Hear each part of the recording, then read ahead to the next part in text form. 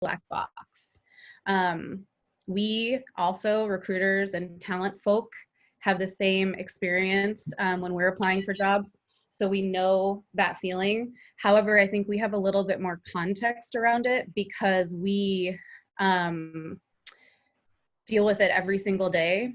One of the things that we were talking about is the type of recruiting that we do. And I think it would be really helpful if all of us kind of explain our process, and then that will help for you guys to know what the recruitment process is like and why this kind of black hole idea exists. I also just want to pause, and this would be a really good segue to introduce Lionel, who's back on, but he's here. So Lionel, do you want to just hop on and say hello to everybody? Sure. Sorry about that. I had some technical difficulties.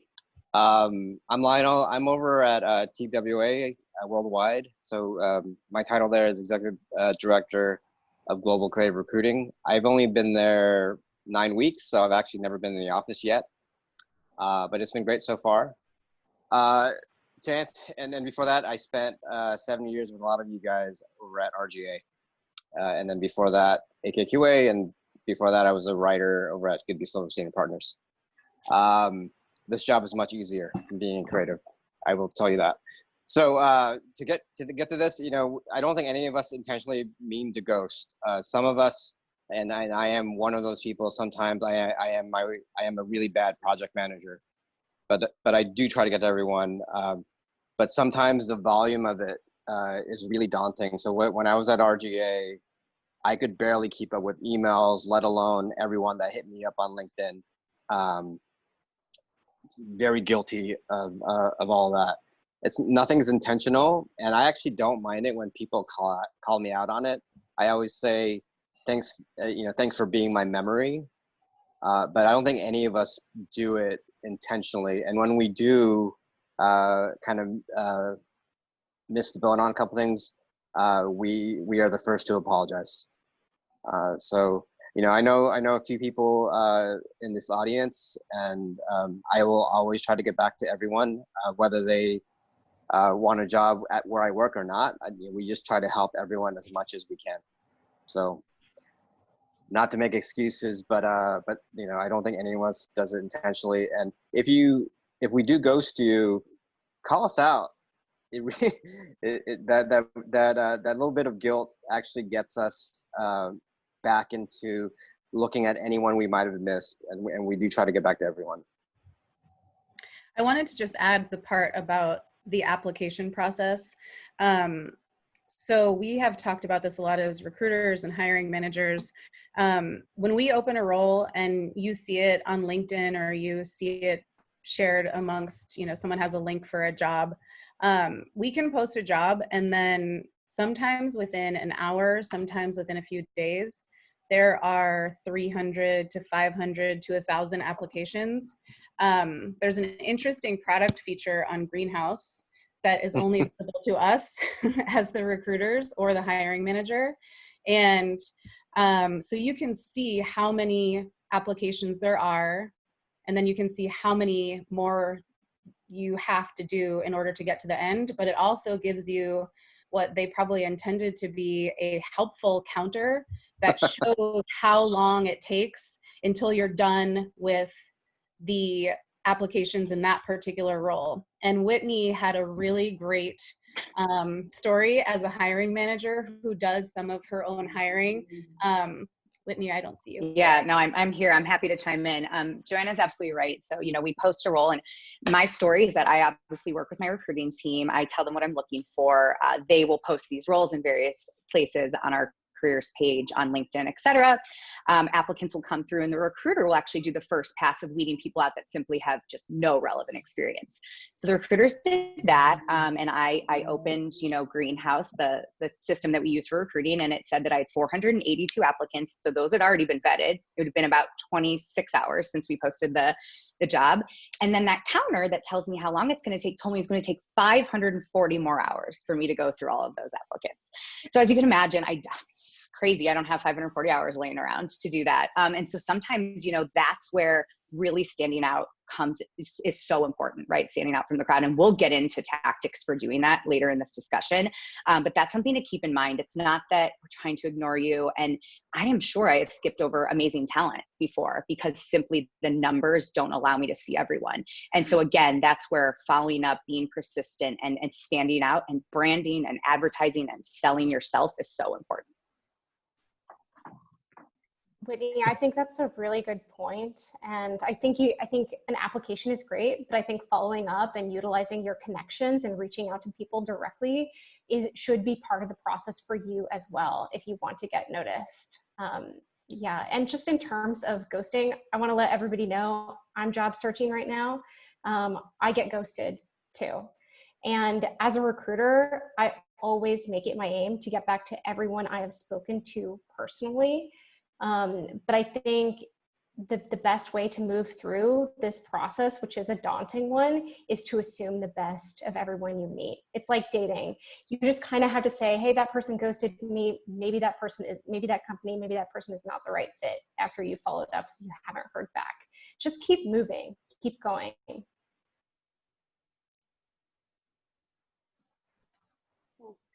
Anyone else have anything to add on that? From our recruiter panel? I think I can add, I mean, I've having been on the inside for so long, over 20 years, I mean, a lot of times my department was one person, two people. You know, we do our best to get back to everyone. Please know that it's not personal, but to everyone's point, you have to stand out. I think, you know, the best stories are the folks that poke us, put us on Front Street, we course correct, you're noticed, and voila. So I think, you know, it truly is volume. I mean, I'd love to speak to people over the phone and learn their stories and get them connected to the right opportunity. Absolutely. But we only have so much time in a day, several job openings, well, not right now, but you know what I mean. So, you know, definitely, you know, poke, whether it's LinkedIn, whether it's snagging my email, whether it's, you know, maybe it's someone who knows me, or any of these folks. You know, there are ways to stand out, and I think that needs to be the focus in a candidate-driven market. Right. Liza, did you want to share about the persistent person you had that ended up? Oh yeah, I mean, totally. And his name was Joey. To this day, I'll never forget him. But his, you know, on paper, I just could not see it. I was actually a junior recruiter, so I couldn't see it. And he just kept emailing on a daily basis. There wasn't a day that went by over the course of a week that he did not drop me a note. And then one day I had some time and I was like, can you chat now? I put him on the spot and he called my bluff and he said, yes, I can.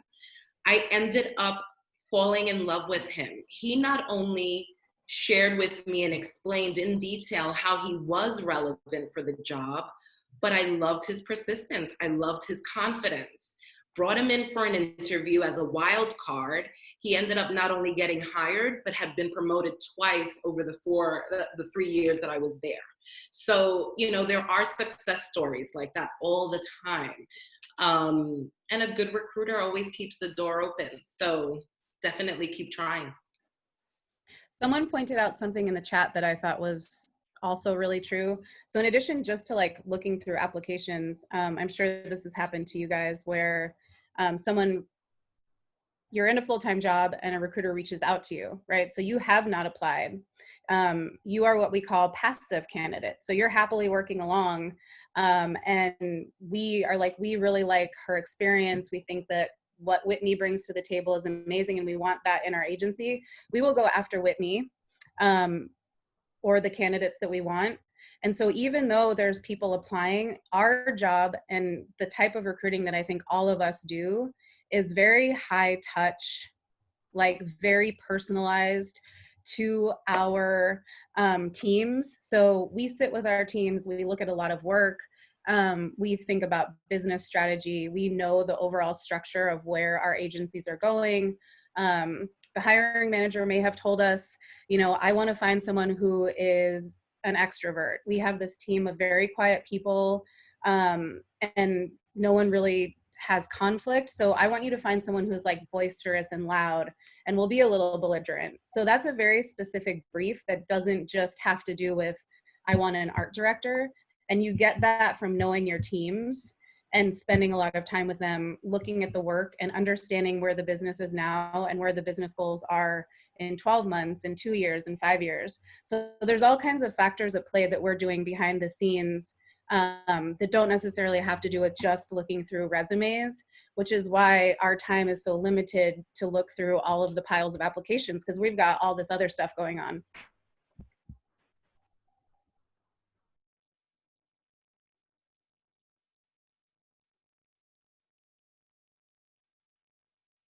Cool.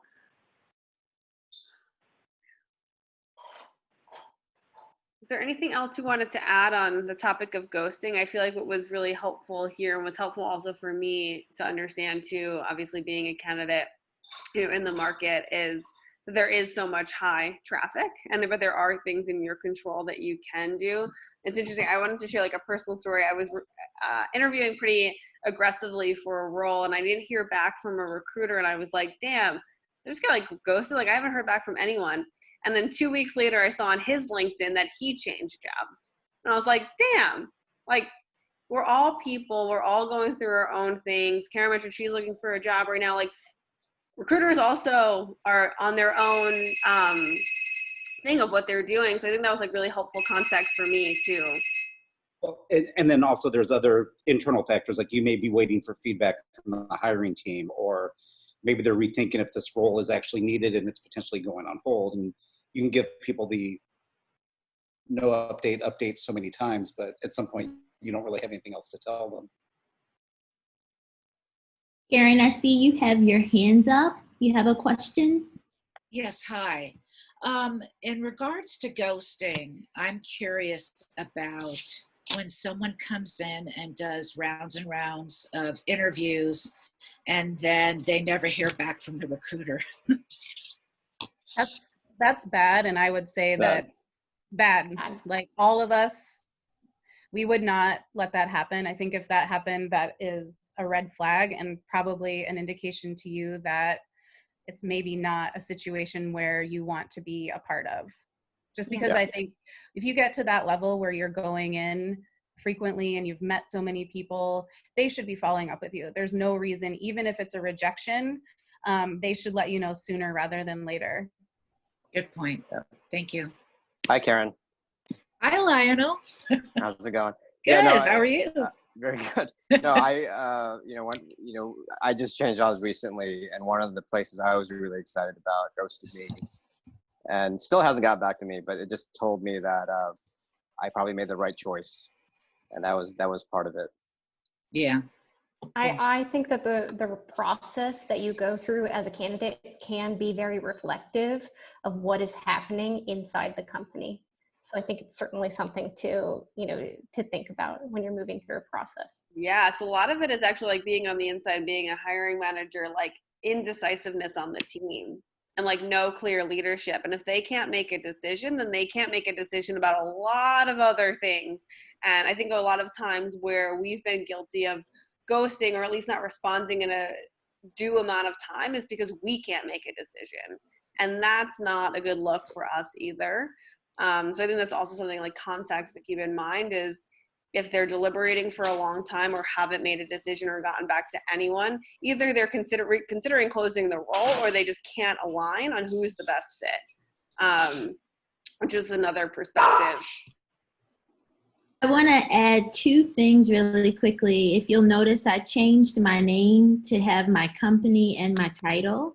And it's pretty easy for you all to do that. If you click on the 3 dots in your square and you see there'll be an option to rename, I think it'd be really great just for us to network within as well. And then also I want to recommend a really incredible book that has changed my life. It's going to seem like it's off topic, but it's very relevant. It's called Attached, and it's about the new science of adult attachment issues, and it's about relationships, but it changed how I felt about like myself and all of these different facets of life, right? And the reason why I bring that up, because a lot of people have said like it might not be a good fit, that company wasn't for you. It's so true. And in the book it talks about like having a secure attachment style, and that like you ask for what you want, you put it out there, and you know, however someone responds is your answer. So I'm gonna put the link in. I highly recommend it. It's amazing, and I think it'll all help you you know, feel a bit better if you feel like you're getting ghosted. It wasn't meant to be. That's it. I know we wanted to take questions at the end of each sort of segment, and I noticed that there's a lot of good ones coming in that are related to what we're talking about. So someone, Sandra Florent, asked, how much does design of a resume factor in how contract roles be leveraged on a I'm just going to take it as how much does the design of a resume factor in. I don't want to give away what the digital goodie bag has in it, but in the digital goodie bag is something that is going to be useful for all of you. It is a resume template that a bunch of designer friends of mine and myself made together. It's super lean, it's super clean, feel free to use it. And it's in Sketch, but hopefully you have Sketch, you can download it, it's free. But if you can't get the exact template, you can just copy it and make it in Word or Pages or whatever you use. But yes, I think the design of your resume definitely matters. And I'm happy to just add on a little bit there, you know, with an art direction background, if someone's applying for a design or art direction or creative direction position on my team, like it's very important that they're showing me their craft as they are selling themselves. So if someone's applying to be a designer and they have a horribly designed resume, quite honestly, I'm not even going to dig deeply into it, because that's just like a bummer to me from the start, right? You're selling yourself. How are you going to sell products and experiences if you can't sell yourself? So it is important. That said, if you are of a different you know, role or background and you're a strategist or a writer, I don't expect you to be a designer. That said, we all know what I think a beautifully designed resume looks like, and there's so many resources and templates, including the beautiful one that Joanna and team have created. And so I encourage you to download one and just make sure it looks refined. I think it's important as we sell ourselves. Yeah, and the digital bag will be sharing a couple of different ones. The one that Joanna did, which is awesome, a one that's in Google Slides that I think is really intuitive and easy to use. And you can change the colors, make it look unique to your own, but then we'll be following up with that as well. So, but yes, it matters. And yes, we'll give you some support in that way too. Yeah, I mean, for me, specifically for designers, it's not going to get you the job, but it can certainly lose you the opportunity if it's not good. There are some questions here about like the systems that are used, but I think we can get through to that and how you stand out in that topic. So maybe we park some of those for now. Is there anything else we wanted to answer as it related to like ghosting and being inundated? I think we'll get into a little bit deeper about kind of how to stand out using a variety of techniques in a later topic. I think that there's one good question that someone posed about how do we feel if you know, you don't hear back from a recruiter, how do we feel about going direct to a CD or an ECD and sort of bypassing the recruiter? So I'm actually curious to hear what the recruiters feel about that, but I can speak from my perspective. I think it's situational. So if someone reaches out to me directly and I know that they've already sort of been turned down by a recruiter because they don't have the right skill set or whatnot, then that's a tricky situation to navigate, right? So if someone comes to me and said, I was told I don't have the right experience, but I absolutely do. And here's why. You know, I trust my recruiting team knows what I'm looking for. And so that experience feels a little icky. However, if someone truly just isn't getting a response because of that vast number of applications that recruiters are going through, I'm okay with it, especially if it's approached in a really positive way. Hey, I'm having trouble getting through. This is my dream company to work for. I just wanted to share my book. If it's interesting to you, I'd love to hear back. So I don't mind it, but again, I think it's situational. Don't bypass and be tricky because a recruiter told you you're not right and come to me. But again, you know, I think it just depends on the scenario. Yeah, I think if you've met the team in person and you have not heard back from a recruiter, you know, over a period of several weeks, I think it's okay to reach out to people that you have met before and just give a tap on the shoulder. This could be one of the cases where somebody dropped the ball, and it could be a good way to, you know, to get yourself to the forefront again. So I think if you met someone personally, you shouldn't hesitate to reach out directly. Well, Joanna asked, put up a good question or answered that I think touches on a later topic, but I think is relevant here about asking for something specific. I don't know, Joanna, do you want to share a little bit about that? Because I think that replies like in terms of how you respond to like get attention in these moments or bring it back its attention to yourself when you might have been overlooked. Yeah, I get a lot of people who will in-mail me and say, can I pick your brain? And I think probably creative directors get that a lot. Recruiters definitely get it a lot. My short answer is no. I need like a specific ask. I'm much more likely to say yes if you say, hey, can you check out my book? I just redid it and I really want someone's eyes on it. Yes, I can commit to that. But if someone just wants to pick my brain, like that's asking me to put a lot of energy into thinking about like, what do they want? Where can I be of service? When am I going to do this? So I think if you're asking for connections or you're asking for someone to help you or mentor you, be very specific about the ask. That will get the chances of them saying yes to you to increase exponentially, at least in my opinion. Yeah, awesome. I think it applies here too, where it's like if you haven't heard back, asking for specific feedback as to why, not saying, oh, I haven't heard back and I'm wondering what's happening. Like ask for feedback, ask for more specificity as to what you could know about what happened.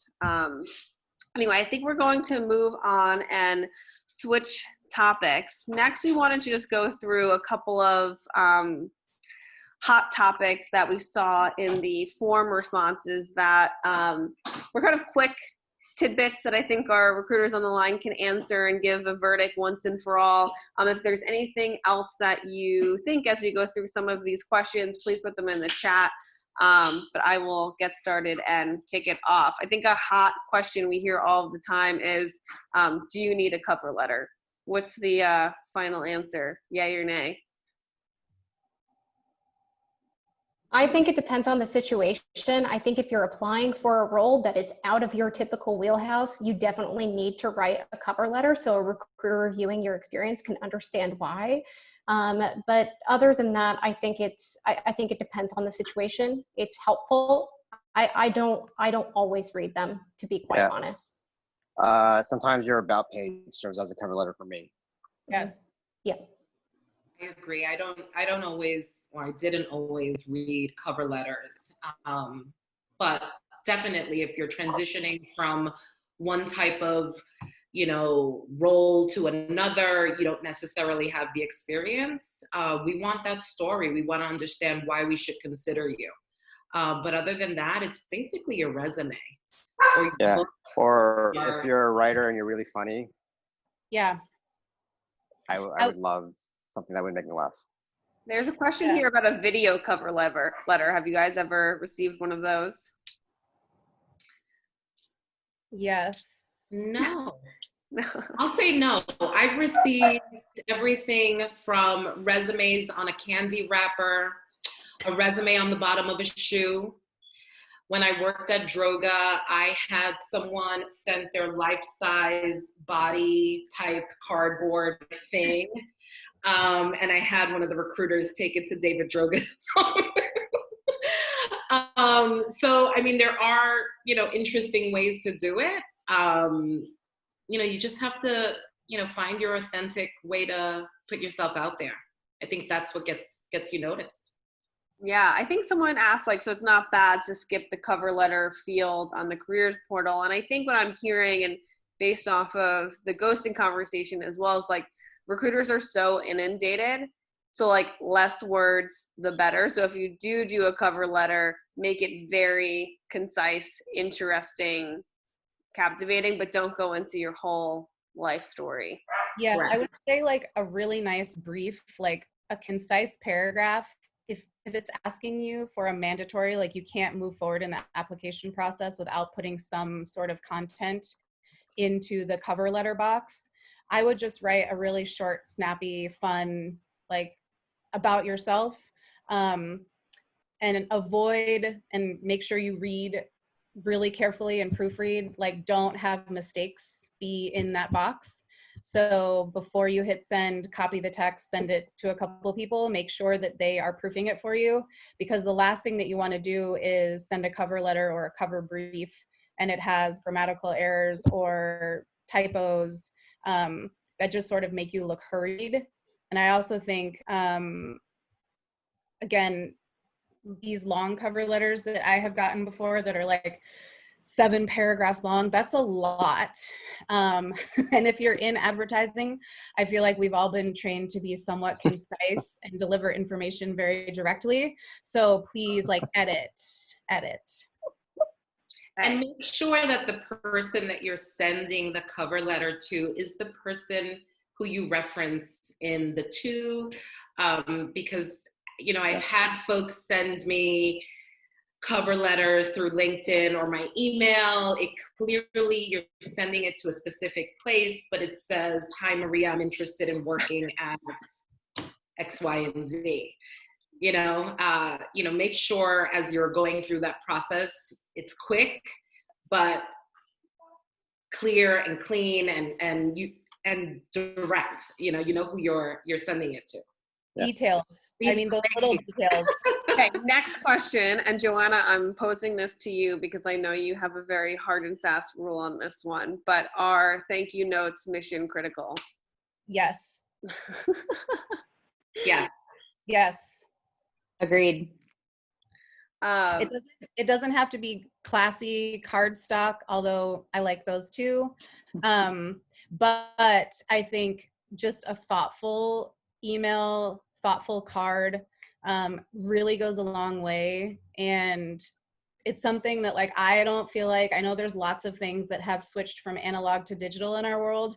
I think this is something from the olden days that I want to keep. I agree. A lot of hiring managers ask, did you receive a note? I didn't receive a note. It turns them off. I think it's always good to be buttoned up, show good follow through. It's thoughtful. I think, that's definitely key. I just think it's important. Where wouldn't I want don't to lose the personally job as a because you recruiter, didn't send one, right? huh? I said you wouldn't want to lose the job because you didn't send the thank you note. But I've had hiring managers say, you know what? You didn't send the thank you note, on to the next person. And I think it's a step, just do it, and just make sure again that you're proofreading and there aren't any mistakes and you're specific on who you're sending it to. But I've had, over the course of my career, 3 times where a hiring manager told me that they hired me because I did that one extra step that maybe another candidate didn't. And so it is still important. And I'm 45. I'll put it out there. So I've been doing thank you notes forever. It is important. One of my favorite thank yous is from a creative who I really love, Jess Lasher. She's an ACD in LA. She's awesome. And she sent myself and the resource coordinator a bottle of hot sauce. And I keep it on my desk. And it's just like one of those things that every time I look at it, it makes me think of her. And she's also a fantastic art director and she's great. But it just makes me want to recommend her that much more because I'm like, wow, she sent me homemade hot sauce. Awesome. Cool. So I think the other big common theme, and we'll go round robin on this one to end this section, that we heard is, what's your biggest piece of advice? Like, as a recruiter, having applied for jobs, looking for jobs, helping people find jobs, like, what's your biggest, like, number one piece of advice that you would give to this crowd here? I can go for that one. I think the biggest thing is don't give up. I've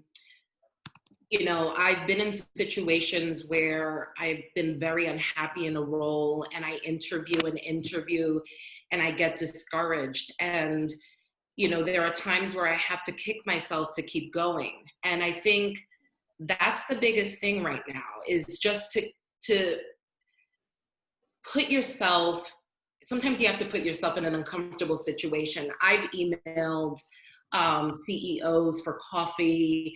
Put yourself out there. I think, the worst thing we can do is, not keep going. If you're out of work, I think, you just have to keep researching. Every morning I wake up and I'm technically unemployed. I left my, gig in February and COVID hit, and here we are. I just, every morning on LinkedIn, I want to know who's hiring, who's putting shout outs, who can I commend for saying something that's fantastic. How do I put myself out there? And that needs to be the constant, especially in this market right now. Yeah.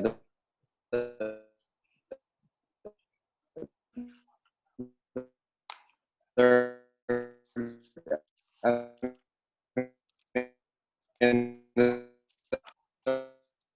are a couple things in mind.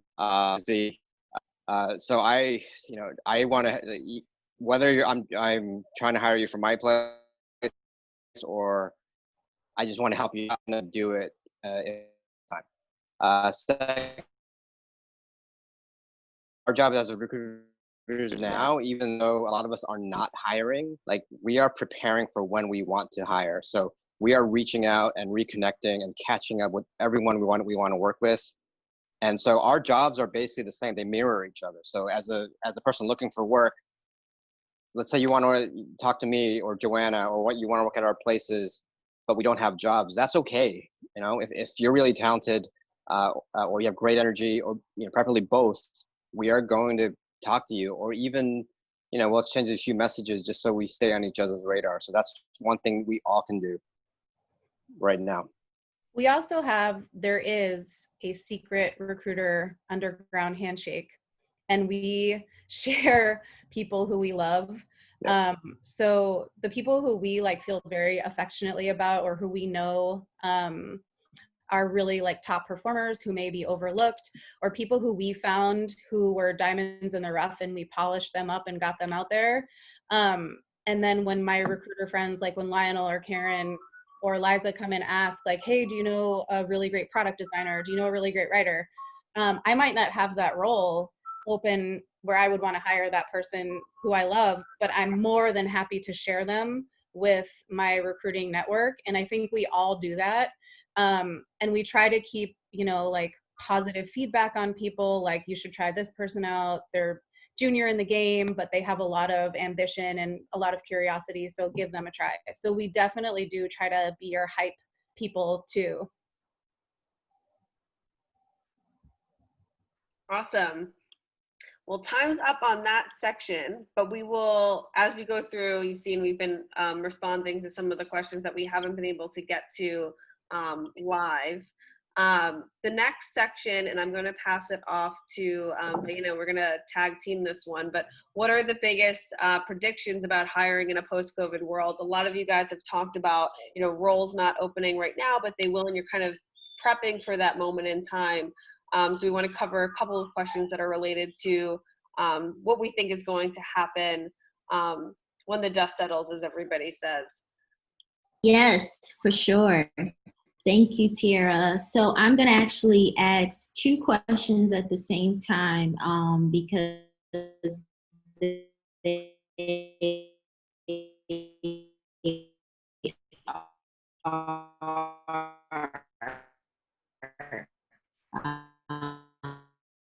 they could be answered. How I have 2 or 3 recruiters answer.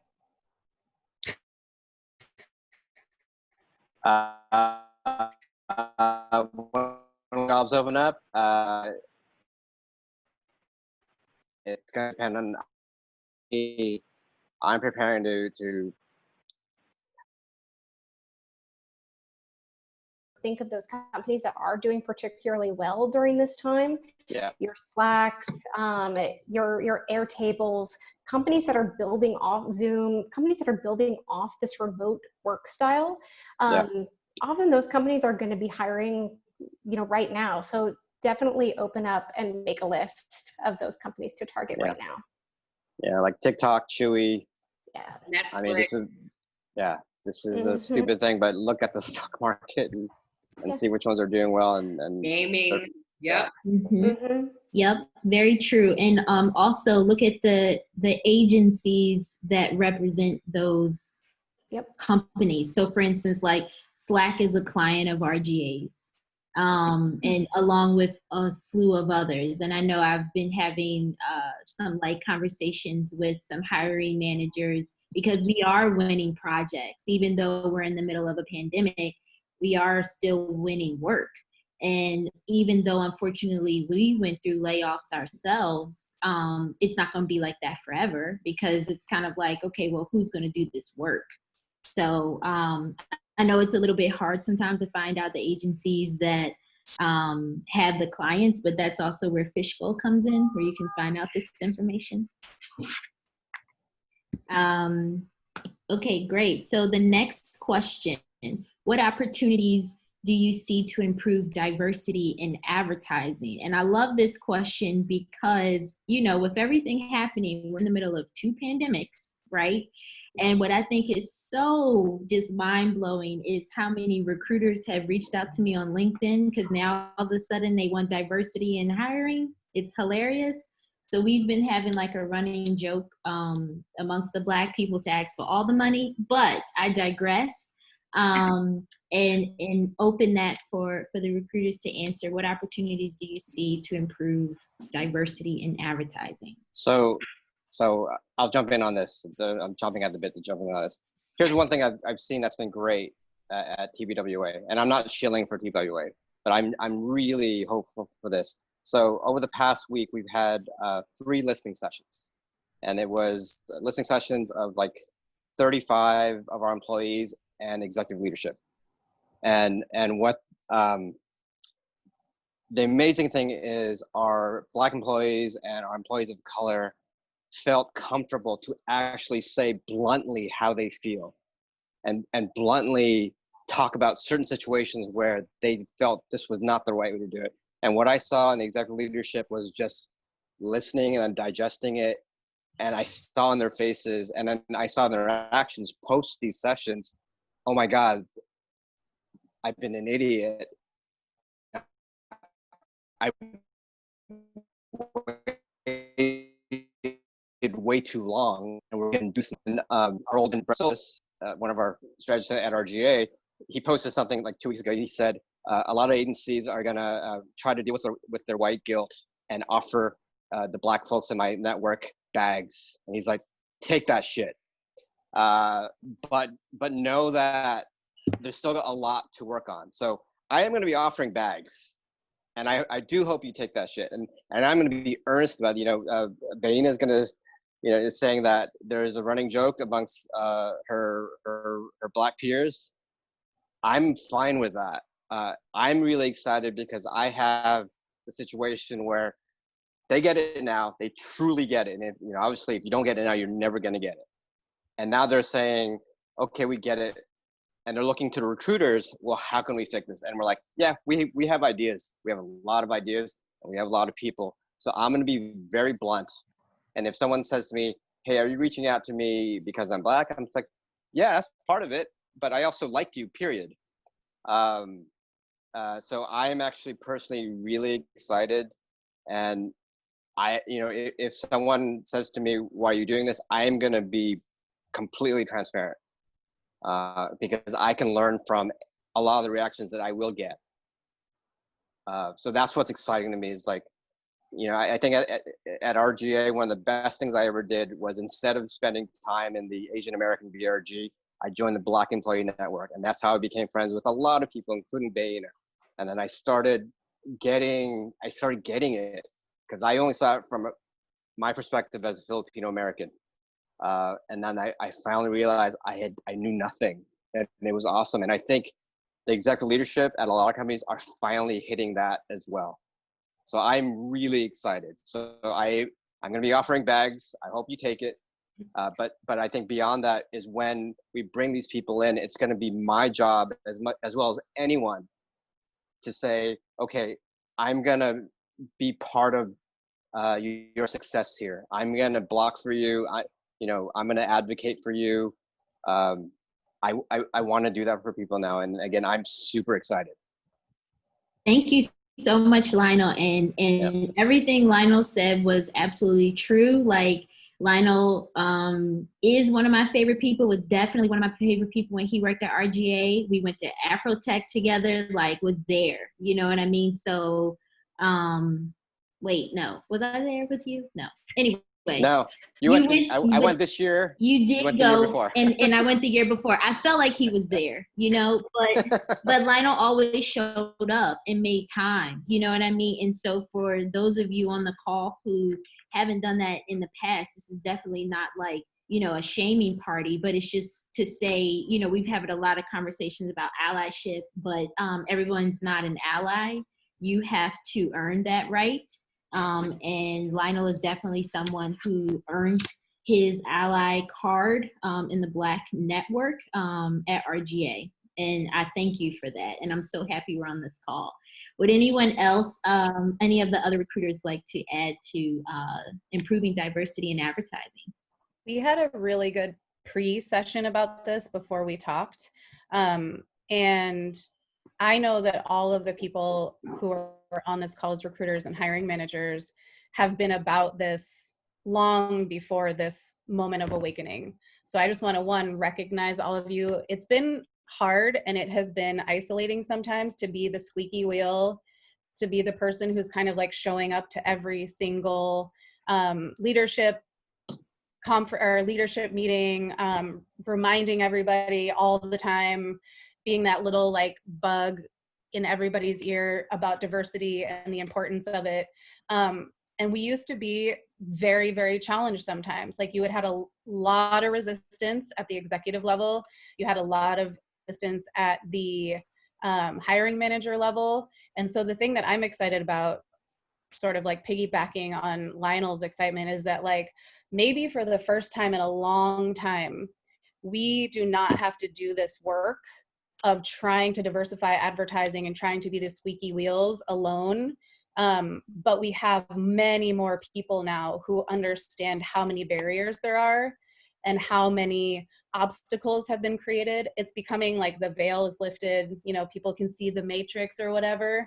And so now we have, you know, not just Whitney and not just Liza and not just Karen, and, you know, we have like many more people on our teams who are in it with us, which makes me so happy. Yeah, I think the recruiters were on the front lines for a lot of this for a while. I posted something about this recently on LinkedIn, and a recruiter responded and said, "We've always been supplying the talent. It wasn't that we weren't bringing it. It was the roadblocks along the way." And I think now, like, I'm excited by the lessening of those roadblocks and what we can actually do now. And I loved our conversation earlier about what recruiters' roles are in that moment and how we can continue to push it. So just wanted to say that I appreciate all of you guys. As a hiring manager who had roadblocks too, I appreciate Lionel specifically when we worked together at RGA. I think he knew where I was coming from and what I was fighting for. So I'm glad we're all aligned on this and looking forward to what's next. And one thing that I'll add is, as a hiring manager, I just think it's so important that we all hold each other accountable. So, you know, when I post a role, like, I'm going to demand, and I do demand from my recruiters, that it's a super diverse pool of talent. As candidates, you need to also hold recruiters accountable. If you have interviews and you only meet with one type of person, say something, right? Say, I would actually like to meet with someone that looks like me, or I'd like to meet with someone that doesn't look the same as everyone I've already met with. So it's all about us holding each other accountable.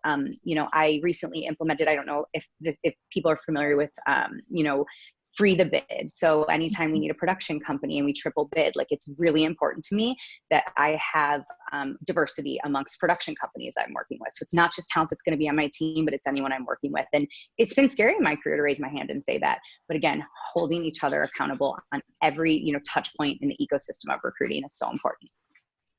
Yes, absolutely. Thank you so much, Whitney. And I love that you pointed that out. Like, don't be afraid to speak up. It's okay now. You know what I mean? Like, it really was okay before, but it's really okay now. Okay, so the next question, what will the future of the industry look like? Anyone is open to taking this. It's a very open question. I know. What do you hope it looks like? How about we start there? And feel free to mention what you hope the future looks like in the chats as well.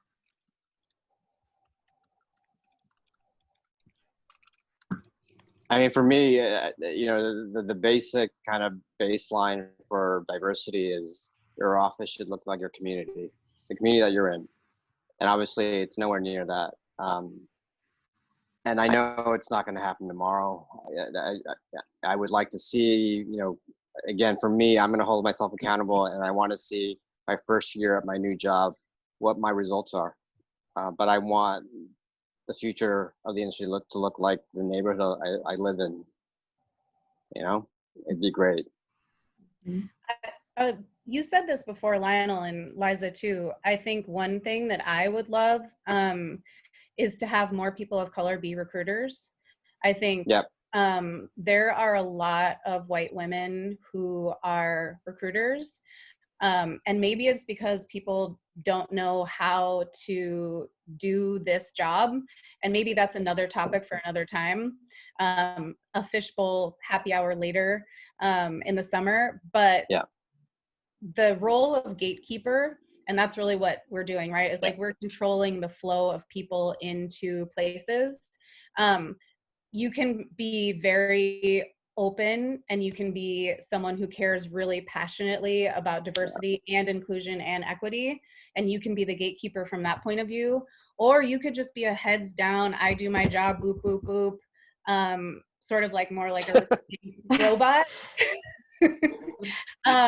And so I would like to have more people who are like awake and passionate and care about the work and care about the people and understand why we need to have diversity in our businesses. So like we need to have people at Pinterest and at Google and Facebook. We need to have people who are making work for those clients that are representative of the communities, their customers.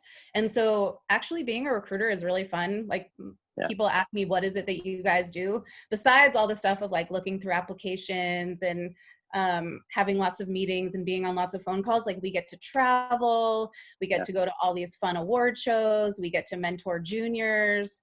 So there's like lots of really cool, awesome things about being in this role. And I would love to see more people of color doing this. Yeah, it's not rocket science.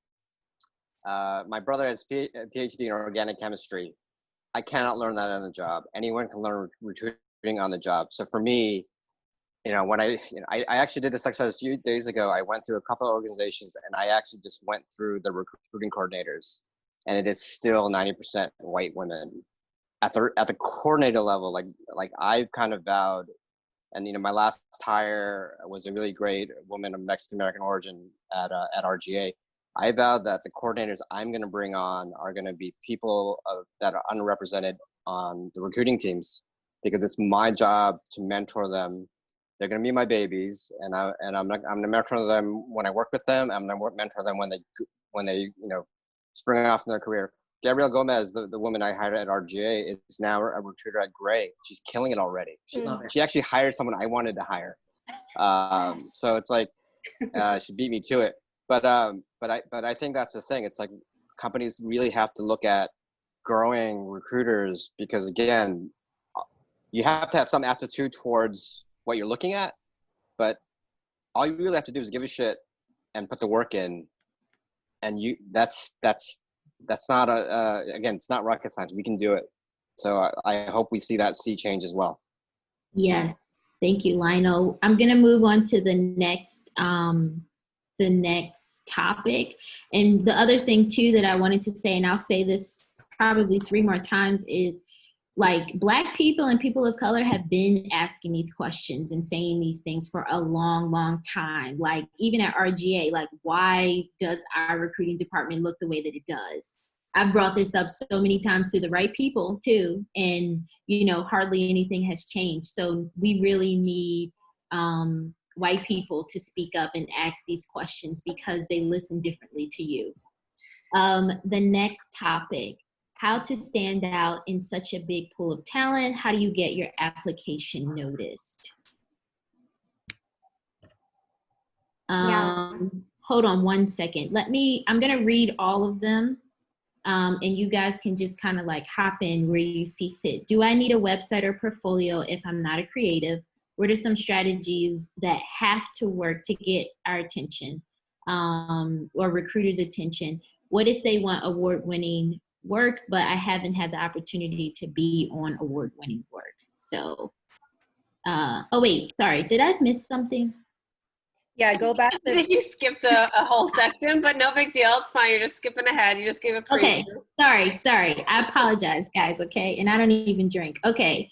The topic, how to engage with recruiters and communicate with hiring managers. What in-mails stand out, how to find out about jobs that aren't posted on job sites or agency sites, how to network when everyone is working from home. Joanna and Karen, would you like to take the first one? What in-mails stand out? Yeah, I think when you're reaching out to us directly, we want you to be authentic. We want to know who you are, what you've done, and most importantly, why you want to work for us and what you could bring to the table. I think those messages that are authentic and that show interest in the company that I'm working for are more likely to get, past that message to me. I say just send it. I get a lot of emails, and honestly, if it's relevant, I'll respond, and I'm happy because you're doing the work for me. And if it's not relevant, I likely will not respond because I just don't have the time, or I'll say thank you. But first thing is send it. Yeah. Find us and send it. And I would say if you're reaching out, include your links. So your Dribble, your portfolio links. If you have a really poppin' Instagram or Pinterest board, put it in there so that it reduces the amount of time that I have to spend looking for it. So like put that stuff in there. If your Pinterest board, like I have seen some designers Pinterest boards that I am just like, I would hire you based solely off of that, or their Instagram. So like consolidate it into an email form, make it concise, make it snappy so that I don't have to like dig too far. Tell me why you want to work with us. Tell me some of the work that you like that we have done. I think that one of my biggest pet peeves is when someone reaches out and they're like, it's clearly a templated response. Like they've just made it in a template and they're sending it. I never send templated responses to anyone. And so I expect on the other end, like if you're going to reach out to me, have it be really like quality, especially in our business. We're in the creative business. We're creatives, put some effort into it. Stop being lazy. Goodness. I had to tell a student that. She reached out to me. She went to my alma mater, to Penn State. We are. And I was like, girl, no, not like this. And I took the time to tell her because I said, I don't know who's going to tell you. And I want you to know this is not the way. Please. Anyway, okay. Sorry.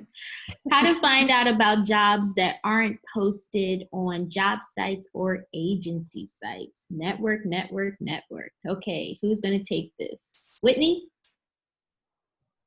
Sure, I'm happy to. And I'd love for recruiters to chime in. But, I'd say that networking, there's another question here about how do we network right now? It's a challenging time to network, right? We're not going to live happy hours. We're not out meeting people. But I still think it's very, very possible to network using LinkedIn, using this group. Please use us, right? Reach out. I'm happy to have people reach out directly. And it's just always sort of having your pulse on what's going on. So earlier we were talking about there are industries, there are agencies, there are brands who are actually doing really well right now, right? They are hiring, they are looking for talent, whether it's to hire right now or to have in the pipeline for later. And so I'd say it's just keep up with your own work and with reaching out to people, whether it's people you know or connections. Ask me who I might know in an industry that you're interested in. And so it's just communicating. And I know it's hard, especially now when we're like so sick of hopping on another Zoom call. We're so sick of talking to people, but it's like you have to just continue those conversations, be personable, and even just check in and say, how are you doing? I've had people say, hey, I'm actually not looking for a job. I want to know how you're doing. You know, I know you've got 2 dogs and a roommate in that place. Are you okay? Are you sane? What's going on? And that means a lot to me. And you know what? I'm going to think of that person because they happen to be a designer. And when I'm hiring a designer, I'm absolutely going to think of them because they took the time to make a personal connection. Yeah, I will also shamelessly plug Fishbowl. I met Mara, who's community leads the community, is on Fishbowl itself when she was an art director, which is wild. I met Joanna on Fishbowl, and we've become friends and started this whole thing and brought all of these people together. And I think what's like interesting about that was it was just so organic, and exactly what you're saying, Whitney, which was like we bonded over similar topics that we care about. And it sounds silly, and I don't know, like there's a lot going on, so I know people don't have like the luxury of time to talk about things or like engage on social platforms, but like we just started talking. And then now I'm working freelance for Argonaut, like things have worked out for me, but like, and I've met all of you guys, I've known some of you through like other networks, and Lionel I worked with at RGA, but I think like a thread kind of opened in a way by just having a conversation. And Joanna and I were talking about the industry, and she was an active recruiter on the platform, and we were talking about other things, but it manifested in this too. So I think just like, don't always have like a hard end game in mind. Like I wasn't even talking to Joanna about a job. We had like mutual things that we wanted to do like this. So I think just keeping an open mind, working together, and Fishbowl, yeah, plug. In addition to LinkedIn, I think it's a great place to meet people. Awesome. So anyway, back to you. Do any of the recruiters have any suggestions for how to find out about jobs that aren't posted on job sites or agency sites? Yeah, I think just talk to your friends. Yeah. I mean, I almost look at it this way. It's the same thing about networking. Like we're always pipelining people. And so the jobs that do open up, the first set of people we go to are the people we've already talked to and we already know, and some we've already worked with. But it's kind of that same thing. It's like if you're already on someone's mind, and if you're really talented and you're a good fit for the job, and you know, more importantly, a great addition to what we're building, I'm gonna want to talk to you regardless of level, even if it's just a 15-minute conversation. So I think that's one way to do it. Just be proactive. Yeah, thank you, Lionel and Karen. And also on the topic of how to network when everyone is working from home, I have proudly worn the hat of being an expert keeper and toucher, as I like to call it, and just keeping in touch naturally with people. And just sometimes I wake up in the morning and I'll send like 20 good morning texts just because I was in the mood to, and I don't need anything, you know, but then when I do need something, it's not awkward, you know what I mean? And I'd love to hear from some of the attendees if you found creative ways to network while everyone is working from home and also had Zoom fatigue. So I'm going to pass it back over to Tiara, who's going to talk about the topic I jumped too quickly on. And I want us to get through these so that we can have a good amount of time for all of your questions as well, okay? Take it away. Yeah, so I think we gave a couple of sneak previews to this topic actually earlier too. We talked about it a bit in the ghosting section as well, but we wanted to cover a little bit here because I know a lot of people have asked, like, it's such a big pool of talent right now. How do you get your application noticed? And some tactical things like, do you need a website or portfolio if you're not a creative? What are some strategies that have worked to get recruiter attention? And then one that actually just came through in the chat that we have here that we'll cover in this section is, what if they want award-winning work, but I haven't had an opportunity to be on award-winning work? Or big brands, especially if you're moving from a smaller ad market to a bigger ad market. So we'll start from the top. I'm really excited about this section as a whole because I think it'll add a lot of clarity some of the questions in the chat too. So we'll start with Karen on, do I need a website or portfolio if I'm not a creative? Yeah, short answer is no. But longer answer, if you have the ability to make one, you have work to show, you have the interest in building a website that shows people who you are, do it, but make sure it's well designed. Yeah. Yeah, I mean, I think for me, like I'm not a creative and I have a little lo-fi website, but I think it's an easier way to show my body of work and what I do than a word-heavy resume. That's not really my style. I always look at it. If it's there, I look at a portfolio website. Yeah. Yeah, students coming out of school who are studying strategy or account management, they have websites. One of our strategists at TBWA has her body of work on a Pinterest board. And I actually share that with candidates who talk to her because it's like, oh, here's her body of work. And so it helps them learn about her as well. So I think it's a pretty simple thing to do. Mm-hmm. Also, think of it this way, right? When you want to know about a product, a book, a service, or whatever, what's the first thing you do? You go to Google and you look it up. And so, like, people are doing the exact same thing about you. And wouldn't you like to control the narrative and your website be the first thing that pops up when they go to Google you? Because they are Googling you. Yep. I just posted in the chat, actually, MailChimp is offering free domains. If you build your site with their product, they just launched a web builder. I used it. It's not the easiest to use, but it is free. So if you want to snag your domain and stand up just a limited site, I can show you mine. I'll drop it in the chat as well. But I haven't had to pay anything for it too. So I have my domain, tiarapuglisi.com. A little lo-fi site. I'm not a design person, but I did the best that I could just to show my work. So definitely take that up if you're interested in building a site. And Squarespace is super easy. And if anyone has any promo codes, because I know we all know someone, feel free to drop them in the chat as well. I'm all about the deals, but Squarespace is super easy. And I'm always happy to help anyone because I do that for clients outside of RGA too. I think another tidbit really quickly is if you do have a portfolio and recruiters are constantly hunting for people on LinkedIn, make your portfolio public. So many times I'm like, okay, I'm second, connection with this person, but I want to check out their book and it's not there. Mm-hmm. Yeah, and also, like, I know there are a lot of situations where you have to password protect work because the clients deserve it. Please password protect the work, but not your entire book. Exactly.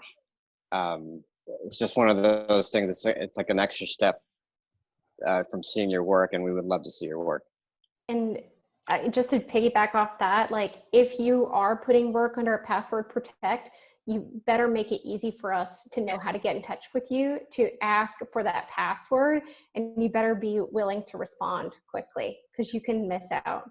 Well, Joanna gave me a great piece of advice, I think, about putting your name, your site, or if you have a portfolio, and the password in your signature. So whenever you respond, it's there. And if a recruiter or hiring manager is looking for you, they look for your name, and then your signature will pop up and they have everything that they need. So that was a great gem, and I do that now, and I'm not actively looking, but it's helpful too to just like build my own brand and for people to see what I'm about. So now my signature, I have my name, my LinkedIn, and my site. I don't have anything worth password protecting, but it's all there, easy to access for anyone that I'm communicating with. And I think that's the biggest thing. I mean, we talked about volume. Make it easy for us. We want to be able to contact you, whether it's an email, we want to look at your site. There are many times where I'm like so impressed with someone's LinkedIn page and then I can't see their link. I move on to the next person. I mean, I do make a note to eventually go back, but I'm on to the next. And so that's part of putting yourself out there, making sure you're accessible. We have created a to-do list that's specifically for portfolios, although I would apply it to resumes as well. There's a couple of things I think we all talked about early on when we were doing the pre-meeting for this call that are common mistakes that we see on portfolios, and we can just run through a couple of them. I think they're ones that are actionable, so like you can implement these things right away and it will help immediately. So I'm just going to read off some of them. First of all, does the portfolio link work on all of the browsers? So I will say that at Apple, they only use Safari. They will not open any other browser. So if your portfolio is not across everything and it's not mobile optimized, that's boo-boo. Are all the links to my work working? There's nothing that's worse when you're like trying to click into someone's work and you keep getting a broken link. So before you're sending it to people, check it, that every single piece of work is there. Am I telling a cohesive and coherent story with my portfolio? And what I mean by that is, are all of your projects just thrown onto a grid with no context? Was it spec work? Did the client buy it? How did it perform? Who was the team who worked on it? What did you do? So I get tons and tons and tons of those books. And a lot of times I am confused. And then when I bring it, even if there's some really good work in there and I have to dig for it, I'll bring it to my hiring manager. And the first thing that she will say is, what did they do on this? So I have now I don't bring people books that require me to go back to the candidate. So you can save a lot of time up front if you provide that context, especially if you're a junior and you're just a junior art director, junior copywriter. Give credit to your team too. It also shows who you're working with. We know a lot of the people who you will be working with as a junior. So be like, oh, they worked with so-and-so. I know them, they're great.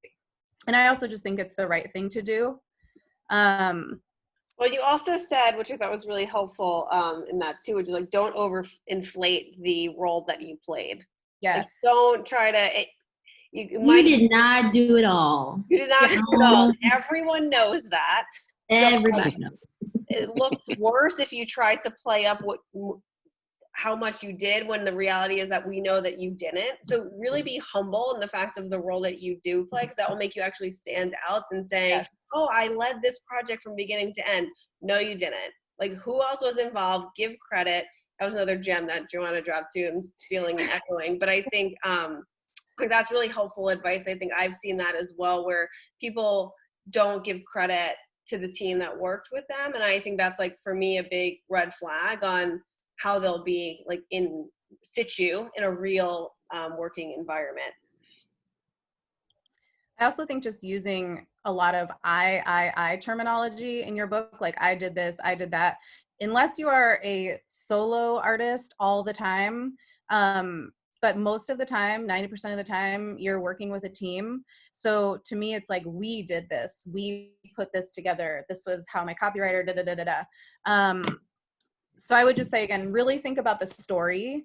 I think it's always super helpful. And in the goodie bag, you're going to get some portfolios that we all really, really like.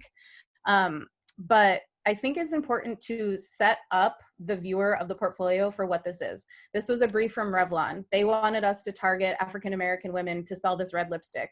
Here's a bunch of out of home. Here's a bunch of print. Here are 15s and 30s that we had. Now I have some context for what this work is instead of just a whole bunch of Revlon work. Awesome. That's great advice. We're going to close out this section with Whitney. I know this is something that a lot of people ask in regards to their opportunity to work on work in their past versus their ambition to work on different work in the future. So what if they want award-winning creatives or strategists but haven't had an opportunity to work on award-winning work? What are some kind of tips and tricks for people who are trying to break into a larger advertising market, work on larger brands, and break into a different space if they haven't had that opportunity to date? Absolutely. So this is near and dear to my heart because candidly, in my career, I didn't work places where I was working on enormous brands or had the opportunity to win awards. Like I haven't won an award since I was a junior art director. And again, I was like laying out legal copy. I didn't do everything beginning to end. And so this is something that, you know, as I see portfolios and resumes and applicants, like it's wonderful if you win award-winning work. Great, right? But it's not a deal breaker at all for me. And so when I'm recruiting people, that's not even really something that comes up. Now, I know that said, there's many agencies that, you know, require you to have won awards. I would say a great recruiter, and I know this team looks beyond that, of course, right? It's about your ability to storytell, your ability to present yourself in a really meaningful, beautiful way. And so, you know, I'd say that it's something that you can bring up. Hey, you know, I've worked at these small shops and I worked on these amazing campaigns. And to Joanna's point, show what happened from beginning to end. So this brand, it was a small business who didn't have any traction, and we did X, Y, and Z to get them noticed in the world, and these were the results. And I'm just as proud of that as I am of winning some big award, right? So I would say that don't let that discourage you from applying to a job. If it's a requirement, acknowledge it in the way you're presenting yourself. No, I may not have awards, but I create award-winning work in my mind, and I'm eager to do so on a more formal level. So, you know, again, it depends on where you're applying, but for me, that's absolutely not a deal breaker, and I encourage you to not apply to jobs because of that. I actually think it's a really lame thing to put on a job description, and I would actually push any hiring manager that asks me to do that, because that's really excluding tons of people. Not great, not cool. Also, a lot of people get snubbed for awards too. You know, there's only but so many slots to put names, I've come to find out, and you could have worked on something, got switched on another project, but that team won an award. So do you not count? Yeah. You know what I mean? Like that's something that really blew my mind when I found out, because I was like, who gets put on these award submissions? Because it's several times people at RGA, specifically Black people, unfortunately, were not included, and they worked significantly on it. Not to, you know, go on and on about that, but just to say you could have worked on award-winning work and didn't get the award. Yep. Yeah, and I think as recruiters, we have to work a lot harder. And now that the hiring managers kind of see that, hey, you kind of have to look beyond what you know. You know, they'll say, I don't recognize any of this work. I'm like, well, you haven't seen everything in the world. But it's actually up to us now to do a lot of that heavy lifting and just say, this is a really great fucking idea. Mm-hmm. You know, and so again, it's going to take more work, but it's something that we're going to commit to do. And we should have done it much earlier, but honestly, you know, it was that pushing the boulder up the hill, and now, you know, thankfully we don't have to do that as much anymore. I also think like awards in general, and I'm speaking for myself here, I feel like they have had their heyday, and maybe now people are a little bit more skeptical of the award whole situation. Yes, I know that there's some work, obviously, that is great, and there's some work that's not so great. But creating this whole hierarchical system that costs millions of dollars, and you have to pay to enter, and then at a certain point, everyone gets an award. And you know, next year, there's going to be like, every single thing is going to be like an award for Black Lives Matter, an award for coronavirus, another award for coronavirus. Oh, this very special digital social activation that was around the coronavirus. So I'm just like, I don't know. To me, award winning, it doesn't do a lot for me. It doesn't get a lot of traction for me. What I'm looking for is like, is this cool work? Does the product work? Did this app perform the way that you said it was going to? Was the creative work effective? So like if the client asked you to sell more of, you know, in our case at Argonaut, one of our brands is Honey Bunches of Oats. Didn't they said, sell more Honey Bunches of Oats? And we did that through really like smart creative work, and we sold more Honey Bunches of Oats. That's to me more interesting than someone getting like some random thing that you have to pay to enter anyway. So for me, that's my own personal view. But I also feel like it was an exclusionary, patriarchal, shitty system for a long time. Yeah, there's one thing a couple years ago when the It's a Tide ad won everything at Cannes. Jeff Goodby said, "I actually really love this because everyone I know saw this." You know, obviously it's U.S. based, but that was a real thing.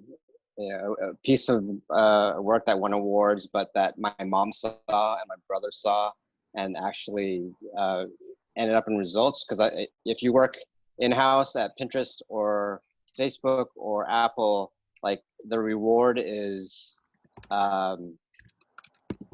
sales. The reward is your equity going up, the company doing well, and you doing well. So again, I think there's a lot of good things out of the awards, and mainly it really pushes people to do things that haven't been done before. So I absolutely appreciate that.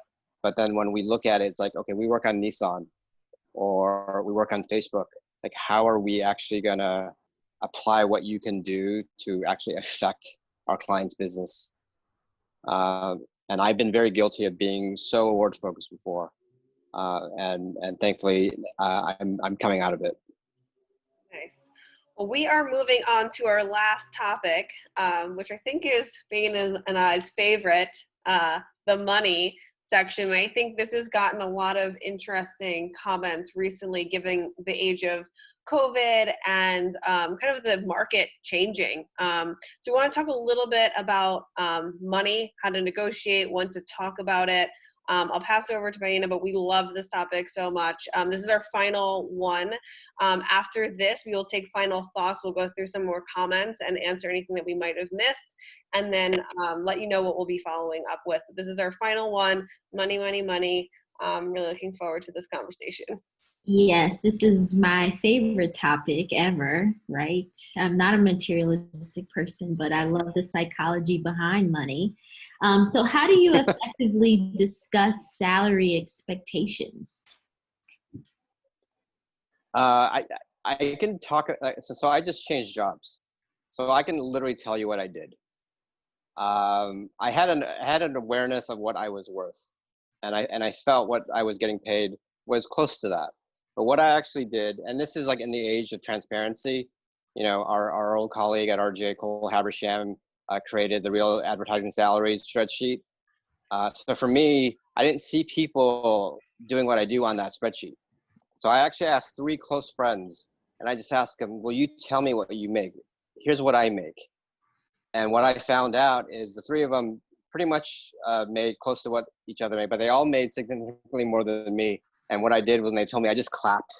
I was on the phone with them, and I literally just clapped. Good for you.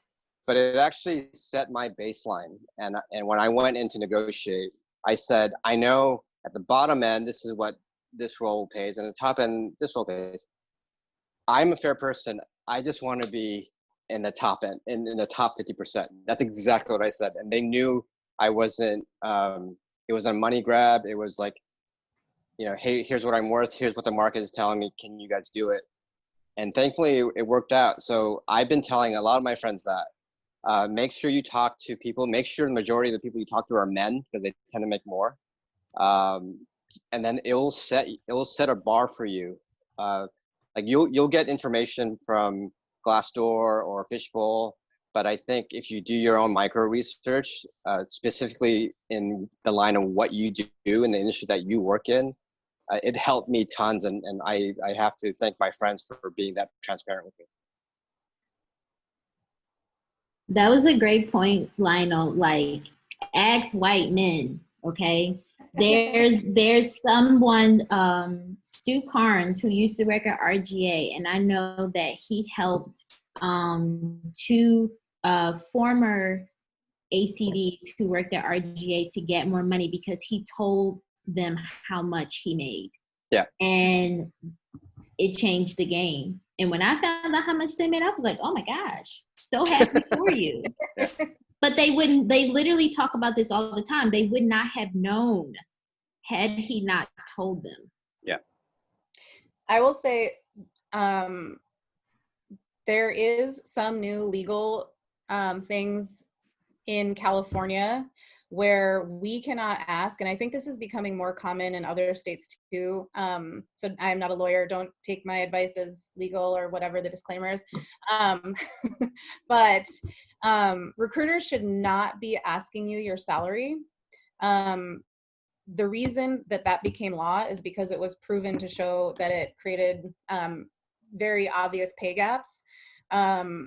Because one, if you have started out lower, which is you're a Latinx woman or a Black woman, a woman generally, and then each time you negotiate your salary, you're starting lower, you're never going to be able to get, and they know what you're at. They're like, oh, great, you know, you're only making X amount. Now we can lowball you.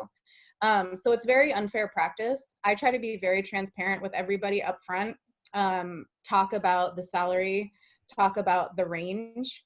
I also think, of course, it's a business, right? So we can't always exceed what the range is.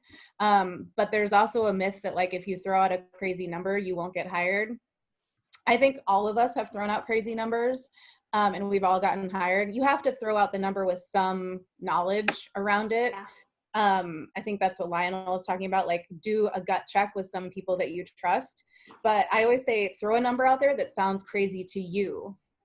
So it's like, it'll make you feel like, ooh, I don't know if I should say that. Probably to the recruiter, and I can tell you now on the recruiter side, I have heard all kinds of crazy numbers, both low and high. Like sometimes I'm expecting someone to say, oh, I make $70,000, and they say, I make 40,000. And I'm like, oh my God, wow, let's get that up there. So I really try to advise people as well as to like, this is what I've noticed a lot of people are making. You're either quite above that or you're quite below that. And Whitney had a really good point about how the whole tech company situation has affected hiring, because it's something that we can't ignore. And probably a lot of you have been, you know, applying at, or you have interviewed at a Google or a Facebook, or a PayPal or whatever. And so you heard this number that was very, very, very high. And obviously it's a different business model than agencies. So whatever they were offering you is not going to be synonymous with what we offer you in agencies. But Whitney had some really good sort of like agency versus client side. Absolutely. So, you know, thank you for everything you said, Joanna. I completely agree. You know, say a number that, you know, the highest number that you feel comfortable saying yourself, right? Someone once told me, actually, Cindy Gallup, if any of you follow her, she's amazing. But Cindy Gallup says, say the largest number you can say without laughing. Now, obviously, root that in some sort of data or research, right? I'm not going to go say I'd like to make $3.7 million. That might, you know, get some laughs. But, you know, make it realistic and go in and say a number that you would be very happy to make, that you feel like you deserve.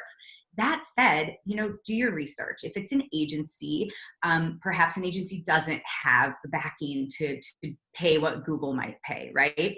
But look at a package in a holistic view and determine what's really important to you. So if benefits are really important to you, make sure that you feel comfortable with the benefits package and negotiate there. At a tech company where I currently work, you know, candidly, like my salary actually went down from the agency world, but all the perks and benefits to me were worth more, right? And it's everything from all the tech, you know, benefits you've heard about, food and unlimited paid time off and fertility benefits, which is something that's relevant to me right now in my life. And so determine what's really important to you, and that might be cash, fine. But consider that it will be different agency, it will be different in-house, it will be different at a tech company or a platform. And so, you know, consider that, and all jobs aren't the same across those different categories. And so just determine what's really important to you and negotiate based on that. Whoa. Wow. That was amazing, Whitney. Thank you for your transparency too. Because another point that I want to bring up that I'm sure everyone on this call has heard is there are other things to negotiate besides money as well, and figure out like what those things are for you. Unlimited PTO, sign me up. Next question. Are salaries, agency budget for roles being affected by COVID?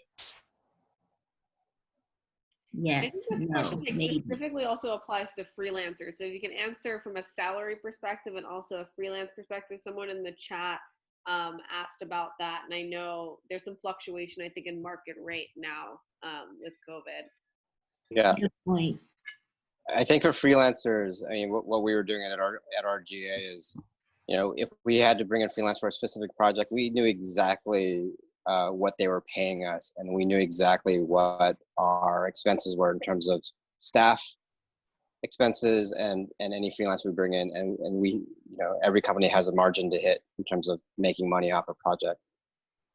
So I don't know the answer in terms of like if we're getting paid less for projects, but I do know that now, before we could go back and say they're really great, they're more than what we could spend, but they're really great, and they would say yes.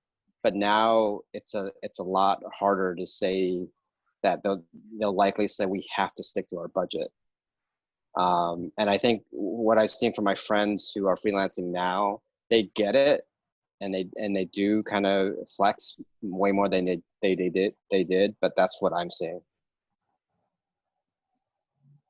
Anyone else? Any other recruiters seeing a shift? I know that we, unfortunately, some of the first to go at RGA were our freelancers, and a lot of things went in-house a lot more with our staff, I should say, our full-time staff members. So from my POV, I'd say yes, because we're also losing business. You know, we're winning business and we're losing. It's like a, you know, an emotional roller coaster.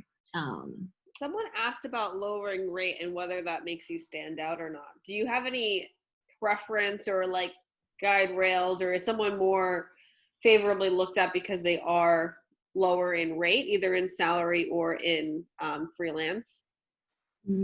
That's a good one. I don't think you should lower your rate. I think you should ask for what you deserve for the work that you do. I agree with that, but I also think current situation, folks need to be flexible. I think, you know, it depends on your own personal situation. Yeah. What I've heard from candidates, obviously I'm not on the inside anymore, but what I've heard from candidates is if they are from a big agency, big network, IPG, WPP, they're not able to use freelancers, and until they've tapped out the network of agencies under that umbrella, because there are likely people that don't have a lot on their plate. So I think, again, making sure that you tap into where you can be found. So the We Are Rosies, making sure that your, you know, portfolio is up to date, making sure that you're, you know, whether it's working, not working, you know, you just have to put yourself out there. But, you know, persistence is key. So the last two questions of this section before we open it up, do recruiters try to lowball or come in under budget? And then also, if I'm over budget, am I ruled out? My philosophy has always been pay people what they're worth, and I actually express that to the hiring managers that I work with, because if we're doing our jobs correctly, people will outperform what they're getting paid. We're not always right, but in general, like we hire someone who's great, a year later, 2 years later, they're gonna get interest from the market. So I'd rather have them be where they should be, because, you know, we all know when we get into a company, the raises are sometimes pretty rigid. They're structural. There are systems, and so for me personally, I always try to get people in where they should be. As a recruiter, I am an advocate for you throughout this process. Remember, we want to make a hire. We want to hire you. So I'm going to do whatever I can, you know, within my limits and what's fair and what's, you know, equitable across the company, to get to where you want to be. I don't believe in lowballing people. I think any recruiter who's actively lowballing someone is not a good recruiter. That's lame. That's not cool. Don't do that. Pay people. And as a recruiter, I'm an advocate for you. I will go to the hiring manager and I'll be like, we need to pay them this. Yeah. And there's, you know, there are hard and fast like ceilings. Like obviously, you know, you can ask for a number. That doesn't necessarily mean we'll be able to get to that number, but there are other things that you can negotiate for. If you're relocating, maybe it's a relocation bonus, maybe it's a furnished apartment for a couple months, maybe it's signing bonus, maybe it's they pay your COBRA health insurance in between insurance. There's lots of things. My philosophy has always been in negotiation process is, and this is like a Chris Voss thing too, the worst they can say is no, right? So if I ask for all the things that I want, it's better than not having asked for any of them, because the likelihood is that they're going to give me some of them. And I just kind of like go in there with the mentality of like a mediocre white guy. And I just think like, they've been getting paid for a really long time, and they've been getting and doing whatever they want. So like, I'm going to just try to like be in that moment of just being like, pay me. I don't care. This is what I'm worth. This is what I want. Oh yeah, absolutely. All that being said, like, come at this with a great attitude. Yes. Be flexible. This is a conversation that we're happening, and I want to make it as human as possible. So let's be good people to each other and assume that we both want the best for one another. Yes, and Joanna mentioned Chris Voss, and I put the link to his book, Never Split the Difference, How to Negotiate as If Your Life Depended on It. Read that book. It is so good, and he also has a masterclass on the masterclass platform that I highly, highly recommend. And so many podcasts and YouTubes. Like, I went down a Chris Voss rabbit hole for a while. So like, you don't even have to pay for masterclass.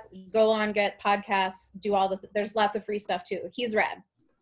Yes, he's amazing. Just for reference, he is a former international FBI hostage negotiator. Okay.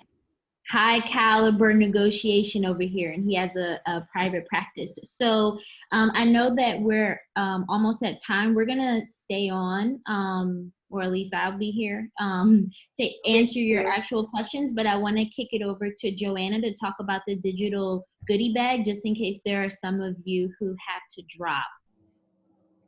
Oh yeah, so we wanted to figure out some way, like if this was a real thing that we were doing, hosting live, we would always want to like have swag or something that you walked out of the panel with. You were like, ooh, I can't wait to get this.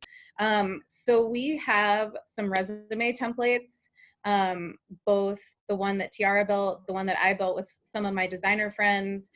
We also have a to-do list, which I was reading off of a little bit before, that is specifically for your portfolio. We all looked it over and we all added to it. And then there is at the bottom of it some of our favorite books.